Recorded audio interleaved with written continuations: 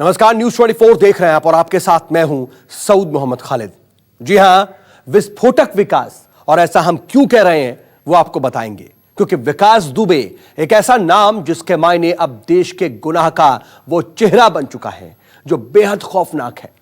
8 police वालों के ऊपर अंधाधुंध गोलियां बरसाने वाले विकास दुबे के गुनाहों की फेहरिस्त जितनी लंबी है उससे कहीं ज्यादा बड़ा था उसके हथियारों का जखीरा। पुलिस ने जब उसके घर की तलाशी ली तो दीवारों के अंदर विस्फोटक छिपा मिला। तहखाने से हजारों का जखीरा बरामद हुआ है। लगातार यहां से हथियार बरामद हो रहे हैं और हथियारों का जखीरा मिल रहा है, और इसीलिए अब उसे दुनिया कह रही है विस्फोटक विकास।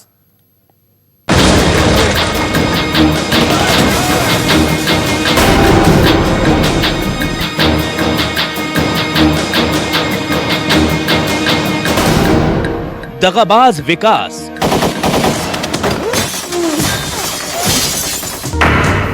बमबाज विकास,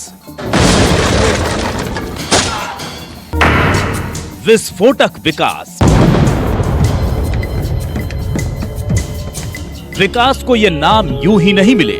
विकास ने 1999 से जुर्म के रास्ते पर इस कदर दौड़ लगाई कि पीछे रह गया तो बस धुएं का गुबार और बारूद की गंध।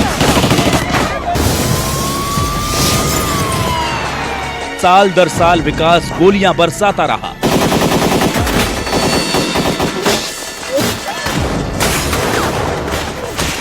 साल दर साल लाशें बिछाता रहा। और एक दौर वो भी आया जब विकास का नाम ही किसी बंदूक की गोली से कम नहीं रह गया था। विकास का एक फोन, एक हुक्म सुनने वालों के दिल में बारूद सा धमाका करता था।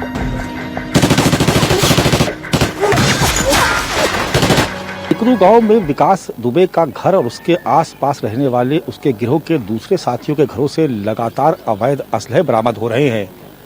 अवैध असलहे, तमंचे, कारतूस, बम और विस्फोटकों की बरामदगी के बाद अब इस बात की भी आशंका बढ़ गई है कि हो सकता है कि इस गांव और उसके आसपास के गांव में अवैध हथियारों का और भी बड़ा जखीरा बरामद हो जाए। फिलहाल पुलिस की टीमें इस पूरे मामले में जांच पड़ताल कर रही हैं। गैंगस्टर विकास दुबे को बारूद से कितना प्यार था, इसकी मिसाल है उसके मकानों की दीवार में चुनवाया गया विस्फोटक। कानपुर के बिकरू गांव में विकास के मकान में बने तहखाने से पुलिस को विस्फोटक और असलहों का जखीरा बरामद हुआ।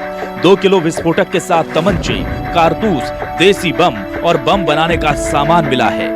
तहकीकात में पता चला कि विकास दुबे ने पूरी पुलिस टीम को ही विस्फोटक से उड़ाने की साजिश रची थी।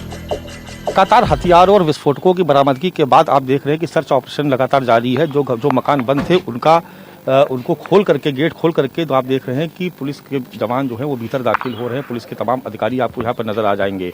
ये हम तस्वीरों के माध्यम से आपको दिखाने की कोशिश कर रहे हैं कि किस तरीके से यहाँ पर पुलिस के तमाम अधिकारी यहाँ पर आए हुए हैं। बिकरू गाँव में एक बार फिर आपको छावनी बना हुआ नजर आ रहा है। ये क्योंकि बहुत महत्वपूर्ण है, क्योंकि ये कहा जा रहा है कि न केवल विकास दुबे का अपना घर बल्कि आसपास के जो तमाम घर हैं वो भी विकास दुबे के अपने ही घर हैं, और जहां जिसको लेकर के पुलिस अब लगातार यहां पर तलाशी ले रही है। छापेमारी का दौर लगातार जारी।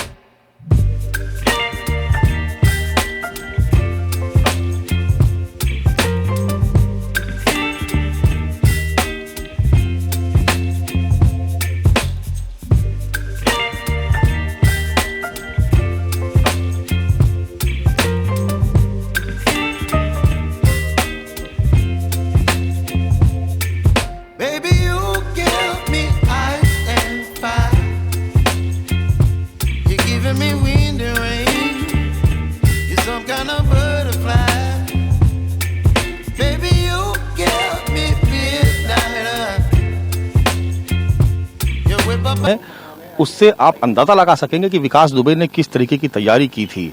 2 किलो विस्फोटक, 6 तमंचे, 25 से ज्यादा कारतूस और बम बनाने का बहुत सारा सामान भी मिला था। लेकिन ये कुछ जीवित बम आपको दिखा रहे हैं हम आपको। ये देखिए, ये पानी में डाल के निष्क्रिय किए गए हैं। ये वो जीवित बम हैं जो विकास दुबे के घर से बरामद हुए थे। कहा जा रहा है कि ये बम इतने शक्तिशाली हैं कि अगर एक बम किसी के ऊपर फेंक दिया जाए तो उसकी मौत निश्चित है। इन देसी बमों में इतनी ताकत है कि एक बम किसी एक दीवार को भी गिरा सकता है। तो ये जो तस्वीरें हम आपको दिखा रहे हैं, आप इससे अंदाजा लगा सकते हैं कि किस तरीके से यहाँ पर विस्फोटकों का जखीरा था। पुलिस ने बताया कि विकास के घर से बरामद विस्फोटक कितना खतरनाक है, इसके लिए फॉरेंसिक टीम जांच कर रही है।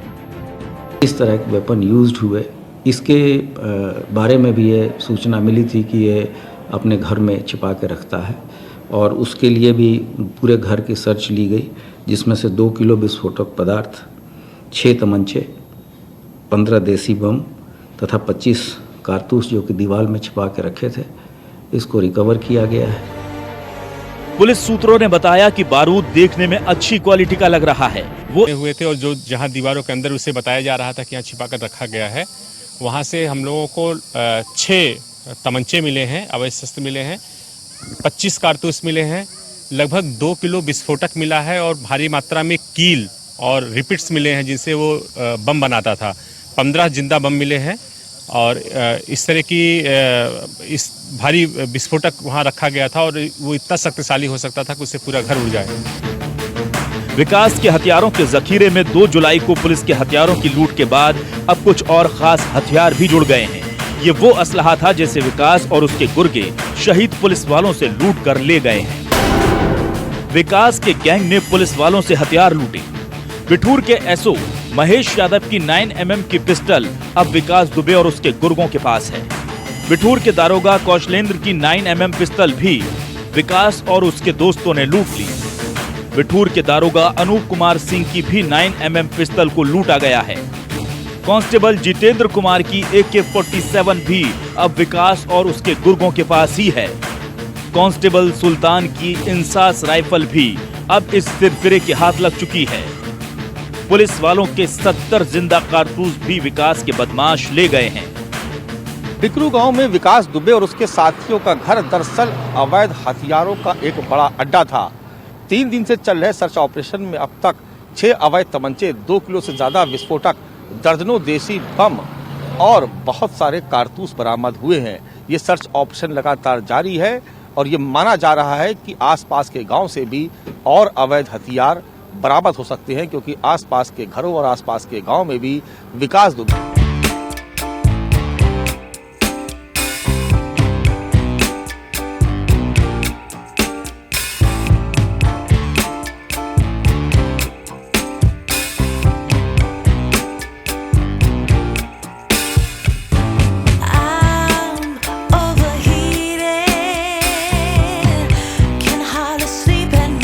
दरअसल विकास दुबे का खाकी और खादी से इतना अच्छा गठजोड़ था कि गुनाहों की इतनी लंबी फेहरिस्त के बाद भी उसका नाम यूपी के टॉप 10 गैंगस्टर में शामिल नहीं था। यह विकास की रसूख की कहानी कहता है, लेकिन यह यूपी पुलिस की इस नाकामयाबी को लेकर अब सवाल खड़े होने लगे हैं।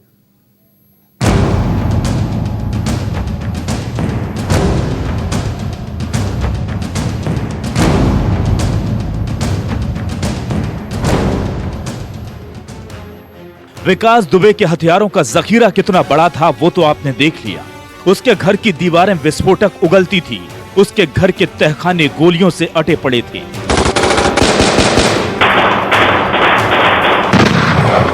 दरअसल विकास दुबे और उसके कद के बारे में 8 पुलिस वालों की शहादत से पहले तक सूबे में ज्यादा लोगों को पता नहीं था। शायद इसे ही रसूख कहते हैं।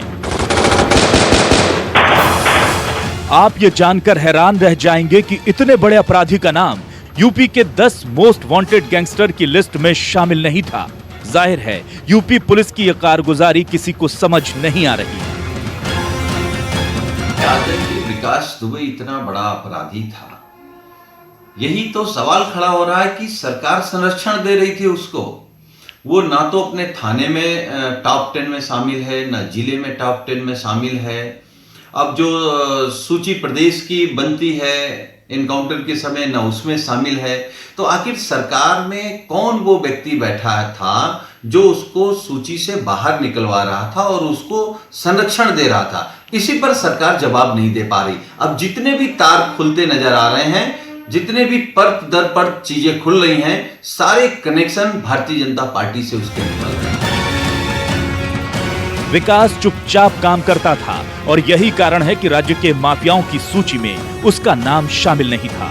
दुबे पहली बार 2001 में सुर्खियों में आया था जब उसने कानपुर के शिवली पुलिस स्टेशन के अंदर बीजेपी नेता संतोष शुक्ला की हत्या कर दी थी। जब शुक्ला की मौत हुई तब वो यूपी सरकार में दर्जा प्राप्त राज्य मंत्री थे।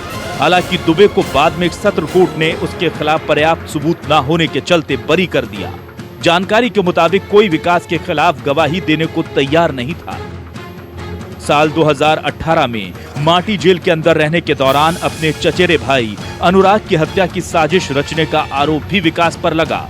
अनुराग की पत्नी की ओर से 4 आरोपियों में से एक विकास का नाम भी था।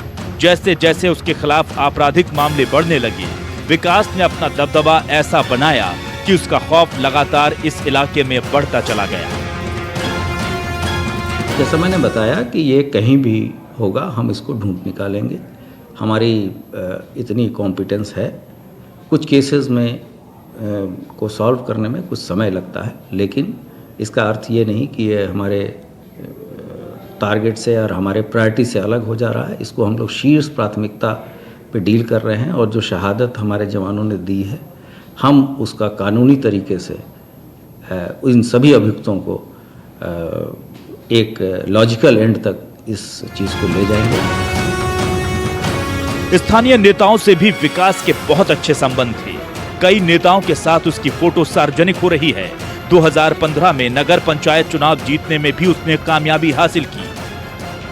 जब उसके राजनीतिक आकाओं ने अपनी पार्टी बदली तो विकास भी उसी दिशा में घूम गया। लेकिन सबसे बड़ा सवाल यही कि आखिर विकास का नाम बड़े अपराधियों की सूची में शामिल क्यों नहीं था। कांग्रेस का कहना है कि इसकी सीबीआई जांच होनी चाहिए। प्रदेश में 7 दिन में 50 हत्याएं हो चुकी हैं और कहीं ना कहीं ये विकास को बचाने की साजिश का ही नतीजा है। सत्ता के संरक्षण में जिस तरीके के अपराध उत्तर प्रदेश में पनपा और जिनके कंधों पर जिम्मेदारी थी हमारी सुरक्षा की, आज वो शहीद हो गए हैं। योगी आदित्यनाथ सत्ता से पहले कहा था कि गुंडा राज में भ्रष्टाचार, अब की बार भाजपा सरकार। उत्तर प्रदेश की जनता ने इतना बड़ा जनमत भारतीय जनता पार्टी को दिए। आप ये देखिए 7 दिन के अंदर उत्तर प्रदेश में 50 हत्याएं हो गई। आखिर क्यों नहीं खुलासा हो रहा और क्यों नहीं सीबीआई हो रही है इसमें? सवाल है कि किनको बचाने का प्रयास कर रहे हैं। 5 दिन होने के बावजूद भी अपराधी खुलेआम घूम रहे हैं, अपराधी पकड़े नहीं जा रहे हैं। तो आखिर सरकार की जिम्मेदारी क्यों नहीं? 8 पुलिस वालों के जघन्य हत्याकांड ने पूरे यूपी की कानून व्यवस्था पर सवाल खड़ा कर दिया है और इसमें खाकी और खादी की मिलीभगत के आरोप सरकार को सता रहे हैं। इसीलिए खुद मुख्यमंत्री योगी आदित्यनाथ ने निर्देश दिया है कि विकास के साथ सामने आ रहे सभी लोगों के नाम और उनके लिंक्स को लेकर व्यापक जांच हो। एक गैंगस्टर के साथ